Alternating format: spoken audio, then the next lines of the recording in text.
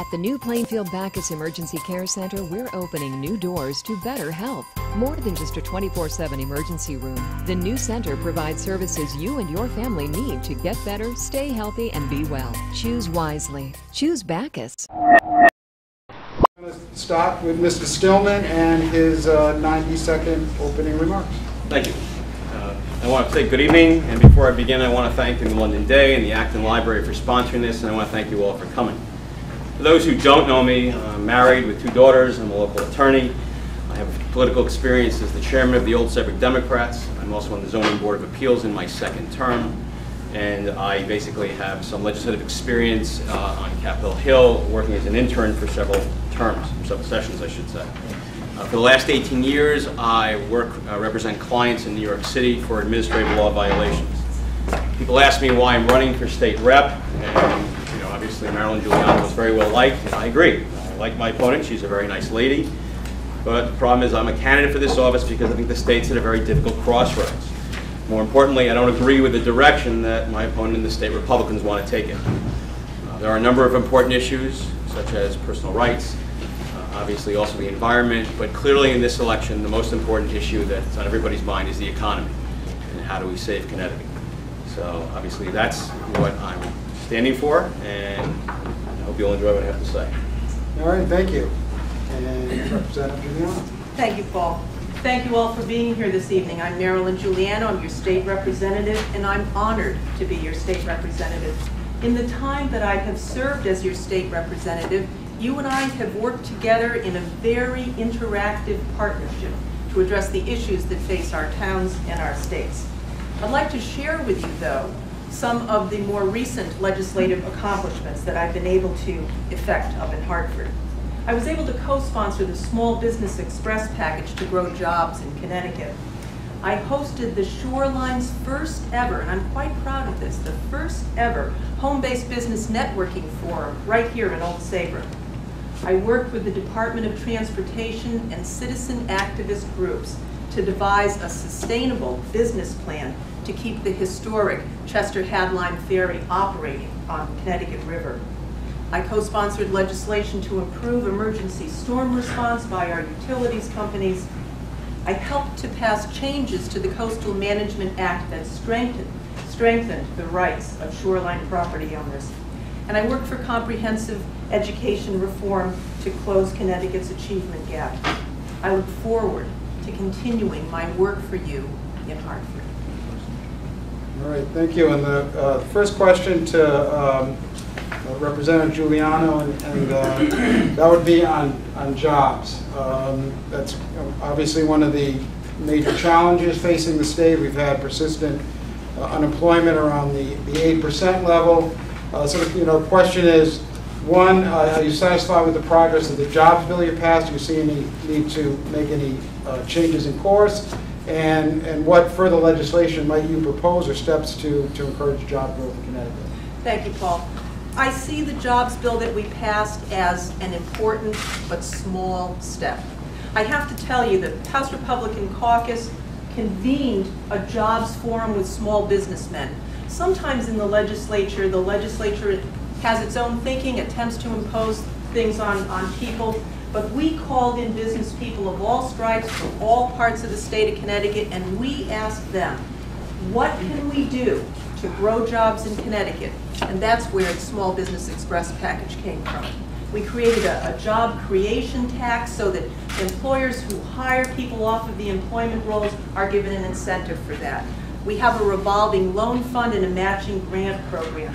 But what small businessmen said to us is, Marilyn, we don't need $200,000, but boy, if you could give us a loan of $20,000, now that would help a lot. We can build capacity in our businesses, we can hire new employees, we can make those modest infrastructure improvements that we need as small businessmen. One of the things that is important to know, a lot of times we see Connecticut as kind of a Fortune 500 state, but quite truthfully, we're a state of small businesses. About 85% of our businesses are small businesses, meaning 50 employees or less.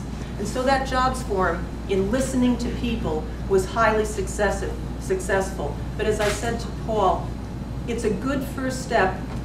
We committed $100 million to that initiative. 1/3 of it has been put out to companies for their benefit. The other 2/3 are pretty much committed at this point. A good first step, but more needs to be done, especially taking the time to listen to the job creators in Connecticut. I think that was a most important dimension. We need to continue this, obviously, the persistence of our unemployment, not only 8.5% in overall, but the persistence of unemployment for our youngest workers. Our 18 to 34-year-old group has an unemployment rate almost double that. And 17% of unemployment in that college, that skilled, educated, college graduate age group is a travesty against them, and you know they'll flee Connecticut rather than to keep their youth, their energy, their ideas, and their education in their home state. Let's start with hearing Mr. Stillman. Again, the question was on jobs and jobs creation. We had a massive jobs bill passed. I'd like to get your views on going in the next session, what might happen. Okay, well, I think the Small Business Express program actually was a good idea, and I congratulate the legislature for doing that. In fact, the Small Business Express program basically awarded or gave grants to businesses up to 50 people, and it's my understanding that the legislature is moving to expand it for businesses up to 100 people, and that's the right idea. But the problem in Connecticut, it's not just about small businesses. Obviously, yes, 85% of businesses are small businesses. It's about large businesses. It's about planning for the future. And the problems in Connecticut, a lot of the large industry is gone. So the question is, what can we do to establish a plan for the future? And as an example, I look at hats, and I learned recently that at one point 90% of the world's hats were made in Waterbury. Now, obviously, they're no longer there, but the question is, what are we doing here in Connecticut to establish, obviously, some kind of large industry, large business that obviously will provide for our future? And obviously, one of the things is bioscience, which I think is very important. Now, I'm not discounting small business, and I'm very proud of the work the legislature has done towards small business. But the fact is also, one of the things that the governor has done, which I agree with, is basically the investment in bioscience. And that's specifically what they've done with UConn Health Center, as well as actually Jackson Labs. And that's important in restoring, obviously, not just small businesses, which is in many ways a short-term band-aid, but obviously establishing something for down the road. All right, thank you. And the next question is going to go to Mr. Stillman, and I was going to ask Brian Boyd if you may have a question. Brian is the managing editor again with Shore Publishing, and see if you have a question for the candidates. Sure.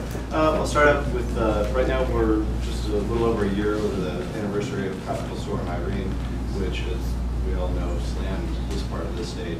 And while we can all kind of look around and see what a great job local government did in reacting quickly to the emergency, I think we all agree that CLMP took quite a bit of heat. What do you see as a legislator your role would be in overseeing the utilities? Would there be changes? How would you proceed? Mr. Stillman? Just give me 1 second. Sure. Well, utilities are a tough call, and the reason for that is because basically one of the things expenses that is facing businesses in this state is utility costs, and that's specifically electricity when we talk about CLMP. Now, the way it works, in case where people aren't aware, obviously the public utilities basically file things with the state, so obviously they're entitled to get a certain profitability out of their operations.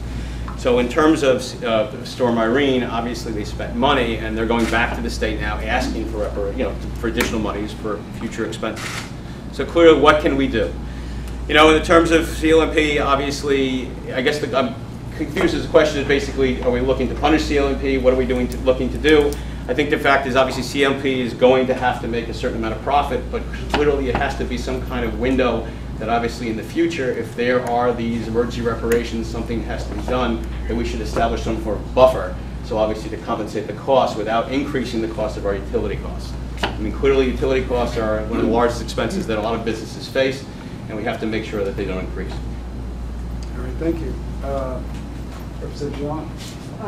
Actually, in my introductory remarks, I let you know that I co-sponsored legislation to approve the emergency storm response by utility companies. And there is a related issue that I worked long and hard on, and that was on changes to the Coastal Management Act to strengthen shoreline property owner rights. And that's a related issue because here in Old Saybrook we sustained significant storm damage. And there was a great fear, and the DEEP came forward trying to sweep away homeowner rights and saying if your structure and your residence is destroyed in a storm, we're going to have to come in and ask you to move the footprint of that back into a different area away from the original footprint. And that was something that was quite unacceptable, obviously, to people who own shoreline property. But let me get back to the storm response. When Tropical Storm Irene, and that was the one that really impacted us down here on the shoreline. When that came through, I spent time on both sides of the river and was in pretty constant communication with the First Selectman and the Emergency Management Services people. I recently did a television show with both Chief Spira, who's the emergency management person here in Old Saybrook, and Dave Roberge, the fire marshal over in Old Lyme, who coordinates emergency management services, to create a public awareness because our local officials did an outstanding job. They had, at least in the cases of Old Saybrook, they had established relationships with the utility companies. But the utility companies were slow to deploy manpower. They were slow to coordinate tree clearing, tree cutting. They were slow to identify which lines, downed lines, had the highest priority in terms of transit and access egress to critical resources. I have the highest compliments for what our emergency management people did locally. And as we move forward, I think the governor's storm panels identified a number of areas for the legislature to work on, and improving the emergency storm response was actually legislation in response to the governor's storm panels. What we're doing locally, according to these two chiefs, is to continue the dialogue with CLNP, and we actually have point people in the emergency management centers to dialogue with them so that this storm response will be less devastating if we have to face this again. Thank you. I'm going to ask Jen to bring up some passing a lot of questions. We've got a big pile here, so we'll try to get to some of them.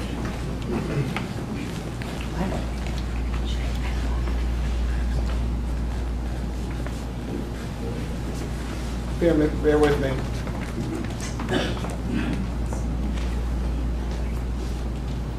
Well, flipping through these, it looks like we've got a few questions, and the next question will be to Representative Giuliano. And we've got a few questions on concerns about the state's pension obligation and its growing debt. Barron's recently rated Connecticut at the bottom in terms of the debt load and pension obligation it faces. And there seem to be several questions about what can be done to begin to get that under control and to get the first crack at it. Sure. Actually, I appreciate the question. Connecticut has been rated 50th out of 50, a sinkhole state, predominantly because it is in the worst financial position of all states. Now, when I first saw this, I thought, well, is this the work of a think tank? Is this the work of a partisan group? The depressing reality is this is the work of accountants. And Paul, I appreciate the question because in order to tackle our state budget and to right our state economy, I advocate a three-pronged approach. And the third prong of that is debt restructuring and management. We have, our pension liabilities are astounding. And in fact, we pay 10 cents of every tax dollar goes to debt service. We have the fourth highest per capita debt in the nation. It is something that it's literally sinking our state. My proposals for this would be to immediately pay down our highest debt. Now that will not save us money in the short run, but that will save us a great deal of money in the long run. We have been downgraded by credit rating services, so as you know, that means that we are going to pay more money to borrow money. But to buy down some of our highest debt is important to do. We need to take a look at restructuring things, and it's particularly with our pension obligations to consider, should we be eliminating longevity payments? Longevity payments are things that our state employee workforce, and our state employee workforce is about 55,000 people. Longevity payments are given because you've been in the job a long time. Now, that was a benefit that was given to state employees when there was a marked difference between public sector jobs and private sector jobs. Over time, however, the differences between public sector pay and private sector pay have come far more close together. And so we have to raise the question about longevity payments. We have to raise the question of the pensionability. And if we could just The pensionability of overtime. We also have to raise, and this will take a great deal of political will. It's a contract issue, but we'll have to raise the question of moving from a defined benefit to a defined contribution pension plan. 401k, essentially, we're talking. Over a period of time, titrated fairly to recognize that a pension is a promise to our oldest, most tenured workers. Okay. Mr. Stillman. Interestingly enough, Ms. Giuliano and I actually agree on a lot of things in this particular issue. I remember working back in Congress, and my boss at the time had basically explained to me that when you look at debt service, obviously you look at all the money that goes to debt service, and that money could otherwise be used to go towards the budget. And although I don't have the facts Ms. Giuliano has, I agree with her. 10% of every tax dollar goes to debt service. Imagine what you could do with 10 extra cents on every dollar going to the people of Connecticut. It's very important to pay down debt service. And specifically, I think the legislature should do more to pay down the debt service and basically, satisfy at least the state pension obligations. I think, for example, what we should do is obviously we currently have a deficit. And I think obviously as we move towards satisfying that deficit, I think there should be some kind of legislation that says before we spend another dollar into advancing the existing programs, that we should put a portion of any additional money into pension obligations. Obviously, we have to get to a point where basically we can pay for our employees. As for longevity payments, I think that's important moving forward because I agree with you that obviously the demand for state jobs, or the dichotomy between state and private sector jobs, has kind of diminished. But the fact is we have a contractual obligation, to people who have worked for the state. And you can't all of a sudden, after basically hiring somebody and having them work for 10 years, turn around and say, I'm sorry, we're going to change the rules on you. That's unfair. I think the fact is you have to honor your contractual obligations, just like if you were in private industry.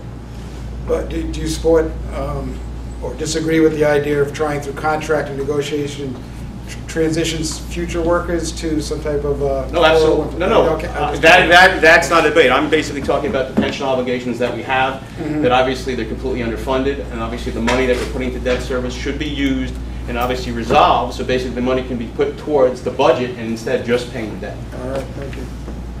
Okay, the next question goes to Mr. Stillman, and it concerns the decision initially by the governor through executive order, subsequently approved as legislation that gives personal care workers caring for disabilities, caring for the elderly in their home, gives them the ability to unionize. It's been a contentious issue, and I wonder if you would continue to support that as a legislature, good or bad legislation. I would support it, and the reason is basically it doesn't unionize the workers. It gives them the option to attempt or to try to unionize. Unionization is basically individual workers who want to bond together to form a union. The fact is they should at least have the option to try. If they ultimately try and decide against it, or they choose not to do it, that's perfectly fine. But at least they should have the options. The example I use is at Mystic. Obviously, Mystic Seaport workers, basically there was an effort to unionize the workers, and ultimately they turned it down. So the fact is basically, do I agree with the governor's decision to basically allow them, to authorize them? It doesn't mandate that they have to do it. It just says if you want the option, you have that option, and I would support that. All right, thank you. Representative Giuliano? I voted against that proposal, and Mr. Stillman is correct when he says it doesn't mandate that they join the union. It does mandate that they pay union dues. And that raises the cost of care for everyone. We're talking about unionization of personal care assistants and child care workers. I think of the life continuum, and here we are, young families hiring child care, and our elderly, our disabled, our ill, who rely on the services of personal care assistants. This initiative was proposed to the legislature, didn't have any traction, didn't go anywhere. The governor reinitiated this initiative through executive order. That executive order was challenged in the courts as unconstitutional. The legislature comes back around. The thing that I remember most, though, about this bill, I will never forget the debate on the floor of the House that night when the ranking member on the Labor Committee brought the bill out and explained it. And this is why I voted no against this forced unionization, and that is, he said they surveyed some of the child care workers and personal care assistants, but not all of them. In fact, many of them were not surveyed and were left out of the inquiry pool, so to speak. And of those small number who were surveyed as to whether or not they wished to unionize, about 10% responded. So we have an ever-shrinking sample of people who are saying this is what we want. The legislature, it is incumbent upon us as legislators to listen to our constituencies and to respond, if necessary, with legislation. But clearly the message in the floor debate, as revealed by the chairman of the Labor Committee, was that this was not a resoundingly approved of intervention. And under those circumstances, because it touched those very, very vulnerable parts of your children, your elderly parents, the sick, the disabled, and personal care assistants, I said no. It really didn't seem to be coming from people and workers. Ms. Stillman, do you want to respond to that? Just a brief response. You know, Ms. Giuliano talks about forced unionization. Again, it does not unionize the workers. It merely just basically allows them to unionize if they so choose. I agree with her that obviously Connecticut is aging, and the thing about unions and unions is basically they provide some education and experience for people. As we have parents who have to go back to work, they need someone to watch their kids in childcare. We have seniors who basically, need home care attendants, and the fact is unions, I think, are very important because they provide education and training, so you'll have skilled workers. That you won't hire somebody, or somebody won't hire an unskilled worker who comes to your house and ultimately causes problems. So as to the issue of clearly it's forced unionization, it's not. And clearly it's up to them to make that decision. If they choose against it, that's their prerogative. As for why I think it's important, obviously with the aging of Connecticut, I think it's very important that obviously we have skilled workers who can take care of the people who need it. Thank you. And the next question is to the state representative, and it concerns the vote in the legislature in the last session to approve an early release program for prisoners. The intent being to encourage prisoners who show good behavior or getting an education. There will be some incentive for an early release with the hopes it would reduce recidivism. Unfortunately, we've had some tragic outcomes, at least certainly with one individual in that program. So the question I want to know, your position, is it a good program? Does it need to be changed or repealed? At this point in time, I think it needs a lot of oversight and it should be suspended. I voted against the risk reduction earned credit program because, as Paul says, it was the spoken intention was to take a look at helping prisoners to get out earlier for good behavior, to incentivize that good behavior, but there is also great pressure within the Department of Correction to release prisoners because we have so many prisons and so many prisoners. I want you to know that the categories one of the things that just gave me great pause was that this program would offer early incentivized release to arsonists, rapists, kidnappers, robbers, and burglars. I don't have to tell you that those are serious crimes. And for those reasons, we did have that most tragic occurrence in Meriden. So far, about 7,600 prisoners have been released under this program. About 10% of them have been reincarcerated. And the Victims Advocate, the Office of the Victims Advocate, appeared before a Republican panel of legislators just yesterday at our state capitol to discuss this. And her job is to protect victims. And she's quite outraged at the risk reduction earned credit program that the state currently has in place. And what she said is that it is a false statistic to say that only 10% of them have been reincarcerated. In fact, the Department of Corrections only counts them if they have been reincarcerated. Many more have been arrested and perhaps are waiting reincarceration.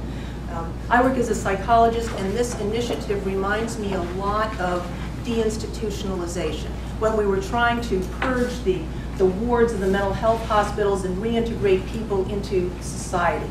It's a very good idea, but we hold off deinstitutionalization without appropriate community supports. We also attempted risk reduction earned credits without appropriate community supports in terms of probation officers, resources, housing.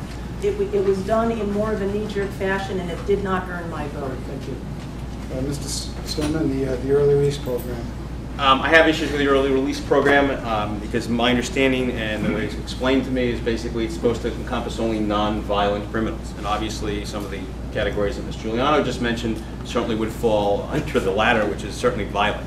So clearly it has to be re-examined, and if obviously these are the people who are being released, then it has to be suspended. But the problem is always this is a cost issue, and obviously the prisons are bulging with prisoners. And the point is, if we're going to either have to take the money out of our pocket, which people don't want to do, or the flip side is basically keep these people incarcerated. So I think we have to if that's the issue, then we have to suspend it right now, because it's not what I understand that the program is meant to be, which is, again, non-violent individuals. But clearly for non-violent individuals and other offenses which are basically non-violent, such as, let's say, marijuana possession under an ounce and things of that sort, clearly we should be looking at alternatives, because obviously incarceration is extremely expensive, and for non-violent people, it doesn't really make it any better to keep them in prison, where all they're really doing is getting an education on how to be a better criminal. So.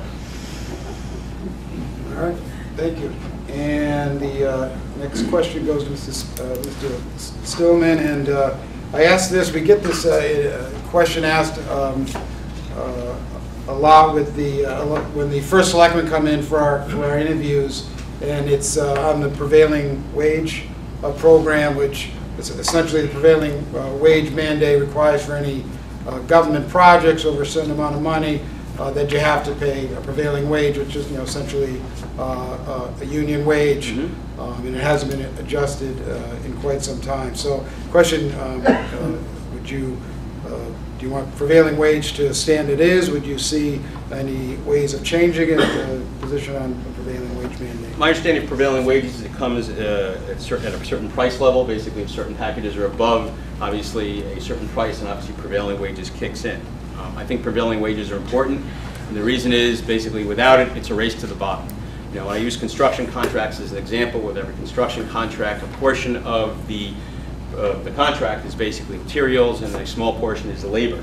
And the fact is, the people who materials are basically dictated in the contract. So clearly, the variable is labor. And obviously, if you're paying cheaper labor, and obviously a lot of times you're bringing in unskilled labor. And clearly, union labor obviously has skill. People understand the construction jobs. Obviously, the unions have their own training and construction programs. And I've always taken the position that basically you get what you pay for. So if you pay for junk, you'll get junk.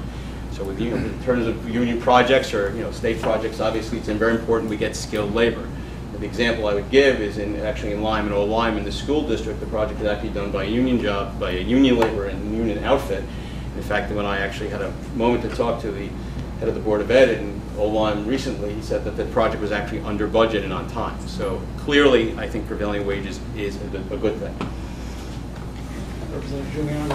One of the things that prevailing wage dovetails with it is just a very tough nut to crack in terms of municipalities and in terms of state government is it is a mandate on municipalities. And municipalities are the ones who are going to be the final arbiters of our property taxes. And property taxes are just such an issue in Connecticut.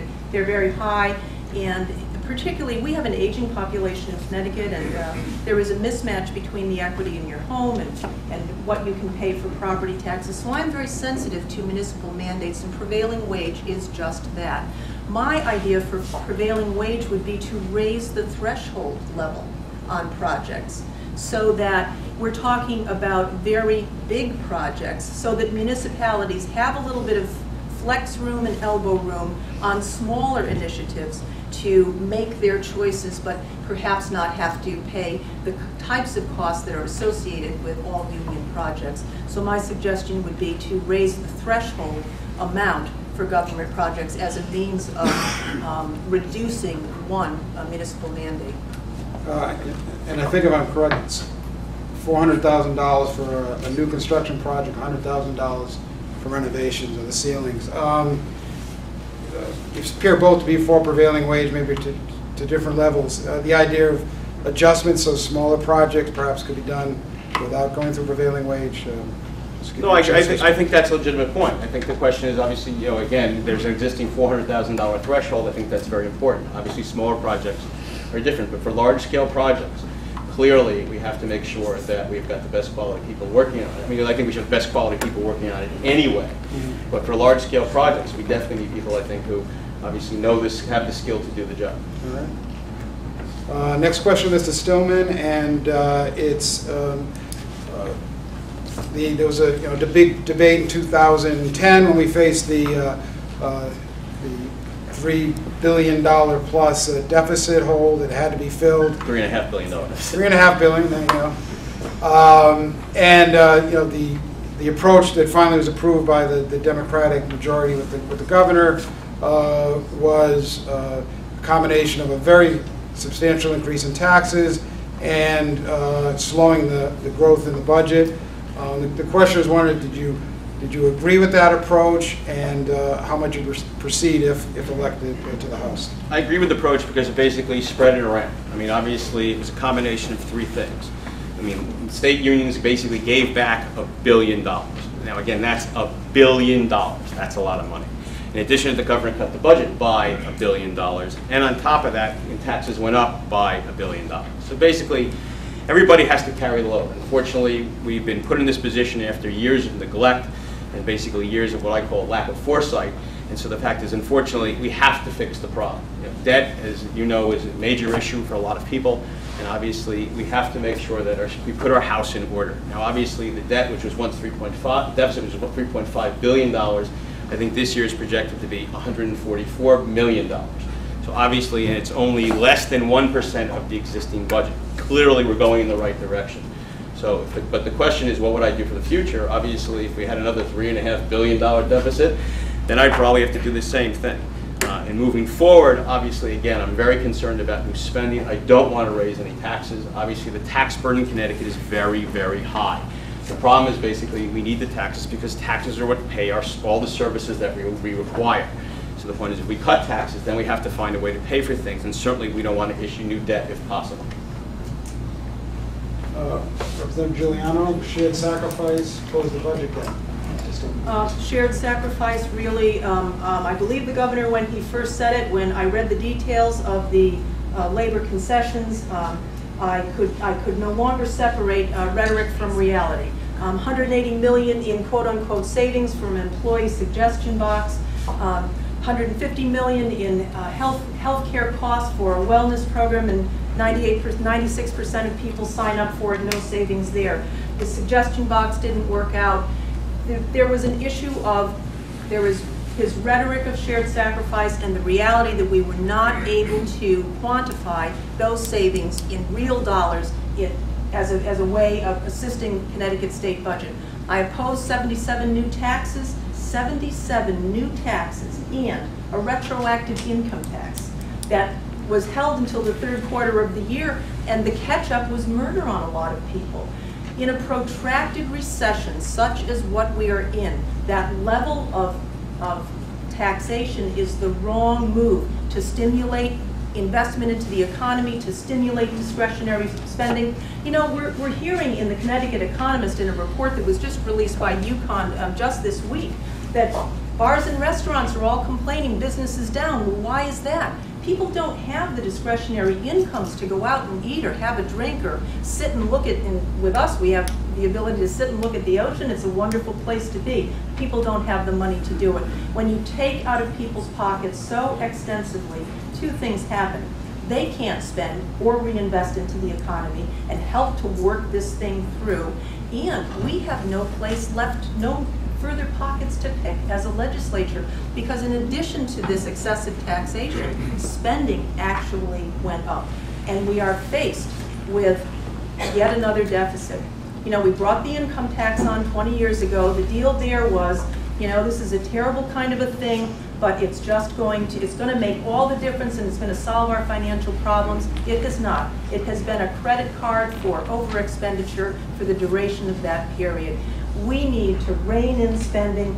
We need to take a look at our budget, and at some point this evening, I hope we have ways and time to talk about where we can look at the existing budget and create some efficiencies and savings. Any response, Mr. Stillman? You know, again, it goes to what's called shared sacrifice. I like the idea that Ms. Giuliano talks about basically budget cuts, but the reality is that it's spread it around.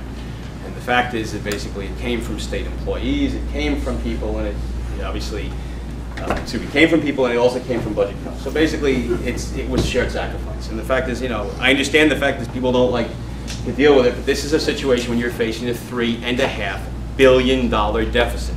And clearly, you know, like a homeowner, if you're basically facing issues where basically, you know, you have the situation, you have to find ways to basically cut your expenditures and basically balance the books. All right, thank you. And I'm going to call on my colleague again from Shore if you have a question, and it's to Representative Giuliano. Sure. A local issue that's been in the headlines for the past 5 years or so is the preserve, about 1,000 acres, primarily in Old Saybrook, but in Northbrook, Essex as well. The initial proposal to develop it failed. I'll try again. Talking about the preserve, 1,000 acres, mostly in Old Saybrook. The original proposal to develop it failed for a variety of reasons. And some new proposals have come forth, and throughout this entire thing, the background of preservation, having an open space purchase has also been going on. What role, as a legislator, do you see, or what role do you see as the state having in open space preservation? And as a legislator, what role do you play in either aiding in developing that property or preserving? If I might offer, and just because I'm a local, Brian, if I might offer just a slight correction in the timeline, the preserve has really been under assault by developers and under defense by those of us, and I'm one of them for about 10 years at this point. I was a participant in trying to preserve and save our 1,000-acre coastal forest since the very beginning. In fact, in 2007, Representative James Malone and I partnered to push a bill proposal through that would bond $8 million to save the preserve. At that time also, we worked with a very high-powered coalition. I worked with the DEP commissioner, who at that time was Gina McCarthy. She has since moved on to the Obama administration. I worked with then Attorney General Dick Blumenthal on this. We worked with a representative from Governor Rell's office. Then Senator Chris Dodd was also a member of this coalition, as well as the selectmen of the towns. We were a very high-powered, high-profile coalition that had worked as preservationists for many, many years. I think that there is consensus. In fact, I had over 1,000 people give me signatures to work to save the preserve. The sticking point, the reason that we've never been able to consummate the deal is because even after Lehman Brothers folded, River Sound owned the property, and their negotiator, Sam Stern, whom I met with and whom the entire coalition met with, was very stuck on a $30 million price tag for the purchase of this parcel. And the problem with that, in partnership with the Nature Conservancy and in partnership with our state government, neither entity can allow to spend more money than the parcel is appraised at, and the appraised value of the parcel was in the $5 to $7 million range. So we got stuck, but I have never taken my eye off the target, so to speak. Right now, there is a new operative who is negotiating with the Nature Conservancy and environmental activists, and the price is much lower and more in alignment with the appraisal. So I am hopeful that with the due diligence of the legislature, and yes, of course, we have a role, because it's difficult for advocacy groups, activist groups, and environmental groups, certainly, to pull together, to cobble together that kind of a sum. But my interest remains acute and my participation remains active. Thank you. Mr. Stillman, any approaches to this sticky problem? Yes, just to go back to the history of the preserve, obviously it's been going on since the late 90s. It came to my attention when I moved here in '99. Obviously, the issue was Tim Taylor, who declared bankruptcy, then it went to Shearson, who declared bankruptcy, and now it's in possession of Riversound. And I am aware that Mr. Giuliano, obviously along with Jamie Spallone, tried to push forward legislation in 2007 to buy it for $8 million. And of course, it was far undervalued of what the developer had asked for. And the point is basically that was 2007, this is 2012. What has happened since then? And the answer is nothing.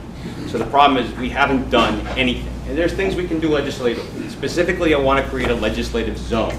And specifically what that does is limit other things. What a legislative zone would do, is limit the development, obviously, in furtherance of protection of environmental issues, specifically the water.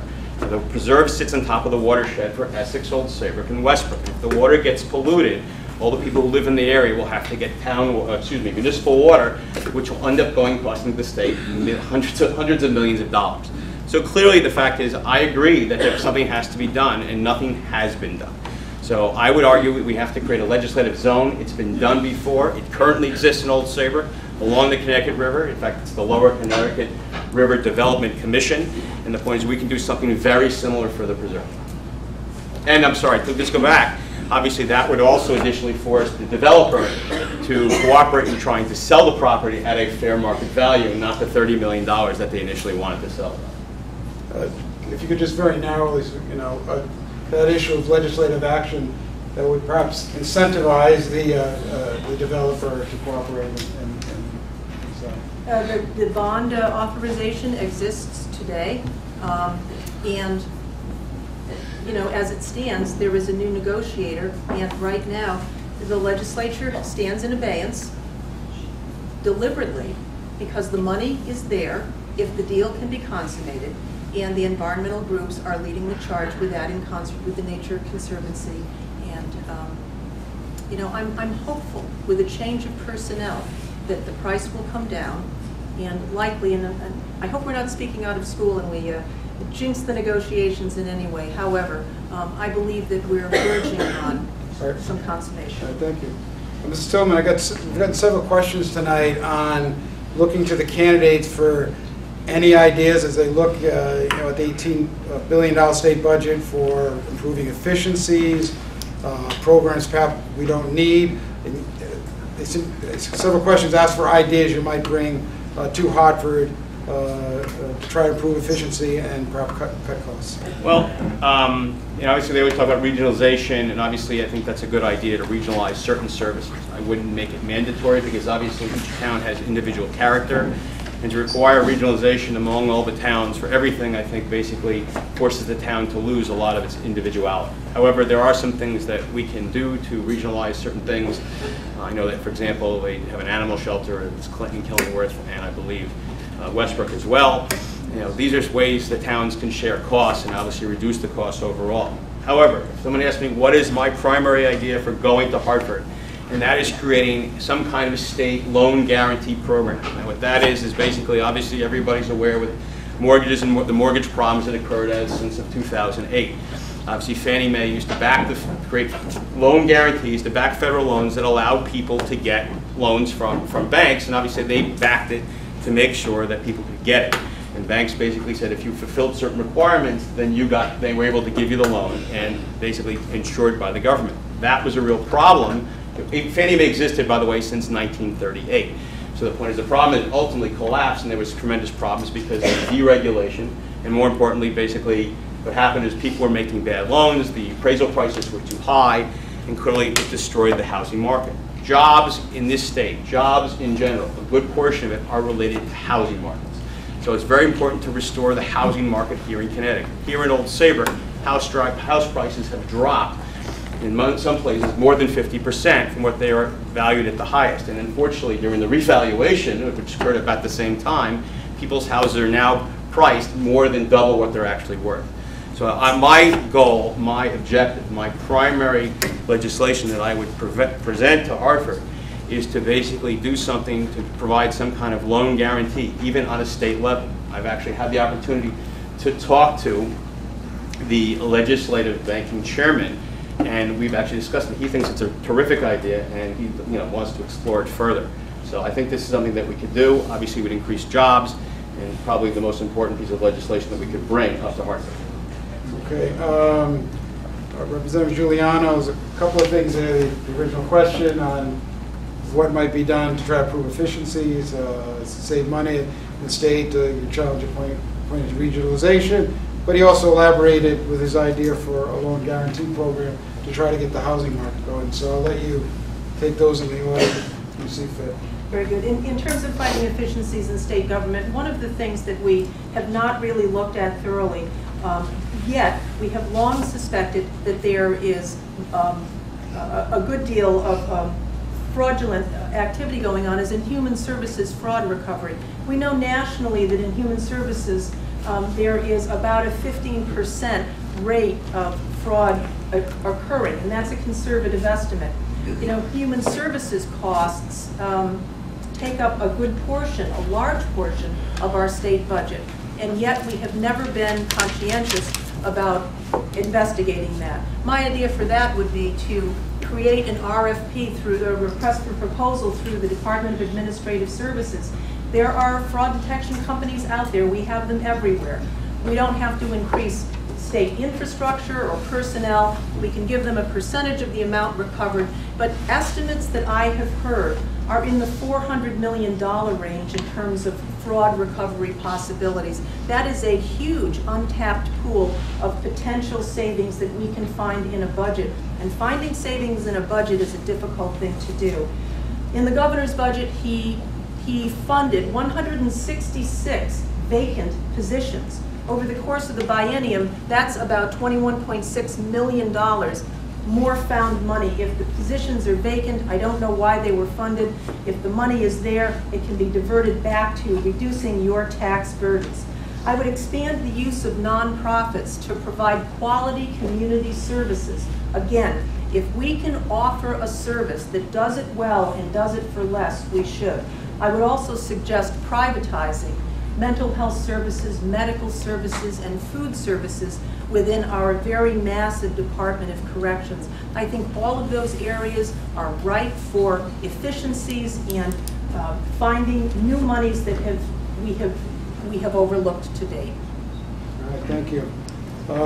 And the next question is to you, and I've got a couple of these. The Republicans at the national level in their party platform and their presidential and vice presidential candidates have said they want to see Roe versus Wade overturned, which, if that did happen, might make it a state issue again. And the question was your views on the abortion issue.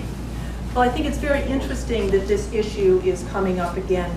You know, just about any issue of this type would have been settled so many years ago. Roe v. Wade occurred almost 40 years ago as the court decision. We as a society, however, continue to be very troubled and unsettled by this very controversial and this very deeply divisive issue. As I crisscross the district, this is not an issue that I hear much, if anything, at all about. The election should not be a referendum on abortion. We clearly have to stake our claim in this election on job creation and economic recovery. Well, I agree we shouldn't be revisiting this issue. I think basically right now it's women's right to choose, and that's the way it has to stay. I think the fact is I understand there are certain people who believe otherwise, and they're basically in the protection of life. But it's not a question of pro-choice versus life. It's pro-choice versus no choice. If someone's interested in obviously a pro-life position, certainly that is particular to them, and I support their position to believe that. But the fact is that there are people who don't believe that, and they should be entitled to that position. I, again, agree with Ms. Giuliano in this case. As much as individual rights are very important to me, and it's not just individual rights regarding Roe versus Wade and let's say reproductive rights, there's also issues of marriage equality, also issues of seniors' rights, but clearly the most important issue in this election is the economy. All right, thank you. All right, we're going to move into closing comments now, so we get a chance to change up and bring our Senate candidates out. And Mr. Stillman went first with the opening comments, so I'm going to give the state representative a chance to go first. with the closing comments. Very good, thank you. As you can see from our discussion here this evening, Connecticut faces many serious challenges, not the least of which is rebuilding our economy and recapturing our prosperity. These challenges truly are unprecedented, and they call for skill, experience, proven abilities, and probably most importantly, political will. The courage to do the right thing in the best interests of people, to rein in spending, to restructure our debt, and to get our economy back on track. I've served this community on your Board of Finance. I've served on the Public Health Nursing Board. I was the town representative to the Regional Mental Health Board, and now I've been your state representative. As I listen to this community, I was born here. I've lived here all my life. Just like you, I've got a great deal of skin in this game. I embrace the challenges and the work ahead that the state, these very tough challenges that will require political will. But I embrace this as my work moving forward, and I ask for your vote and your support on November 6th. Thank you.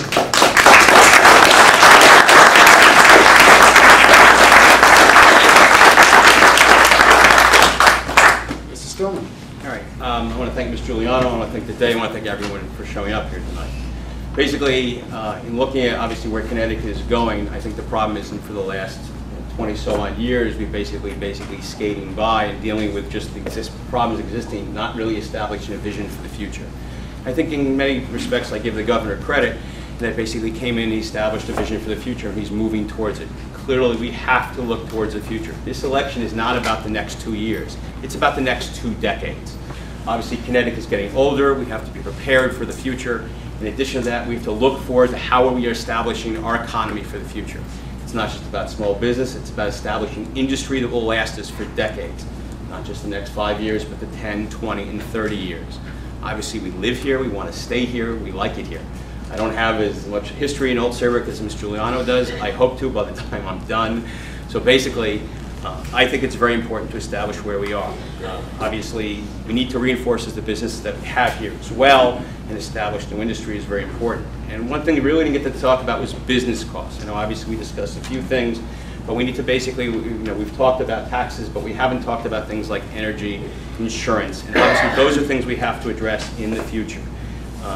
Looking for the future, I basically leave you with this statement: if you fail to plan, you plan to fail.